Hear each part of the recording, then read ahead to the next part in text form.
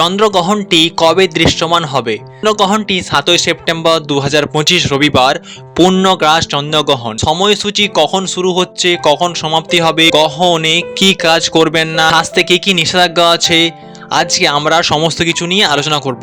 এরকম আরও তথ্যমূলক ভিডিওর জন্য চ্যানেলটা সাবস্ক্রাইব করে রাখবেন। চলুন এবার সময়সূচি জেনে নিই। গ্রহণ শুরু হচ্ছে ভারতবর্ষের সময় অনুযায়ী 7ই সেপ্টেম্বর রাত্রি 9টা 57 ঘটিকা থেকে, সমাপ্তি হবে রাত্রি 1টা 27 ঘটিকা পর্যন্ত।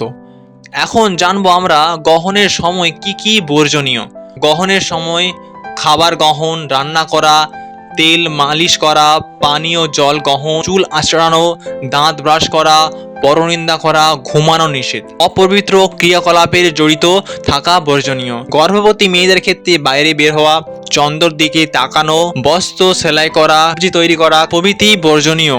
হাত পায়ের আঙুল বাঁকা করবেন না, সোজা রাখবেন। আপনারা দাঁড়িয়ে থাকতে পারেন, কিছুক্ষণ হাঁটতে পারেন এবং সুবিধা হলে শুয়ে থাকতে পারেন। গ্রহণের সময় কি কি অধিক করবেন?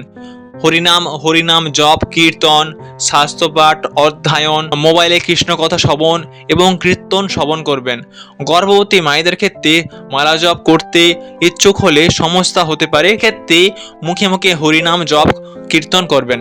রাতেই হচ্ছে চন্দ্রগ্রহণ, তাই কোনো অসুবিধা নেই। গ্রহণের পূর্বেই খাবার গ্রহণ করে নেবেন, পরের দিন তো সকালে আবার পুনরায় রান্না করবেন, সেক্ষেত্রে কোনো প্রকার অসুবিধা হচ্ছে না। কৃষ্ণ কথা শ্রবণ, হরিনাম কীর্তন শ্রবণ। গ্রহণের দিকে স্নান করবেন। কেউ চাইলে শুদ্ধ ব্রাহ্মণীদের দান করতে পারেন। একটা প্রশ্ন আছে, আমরা কি গ্রহণের সময় ভগবানের পূজা করতে পারি? হ্যাঁ, বলে থাকে যে ভগবানের সেবা করা যায় না।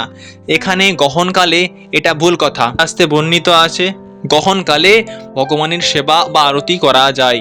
যদি এখন পর্যন্ত ভিডিওটা দেখে থাকেন তাহলে আমাদের এই চ্যানেলটা সাবস্ক্রাইব করবেন। হরি বল।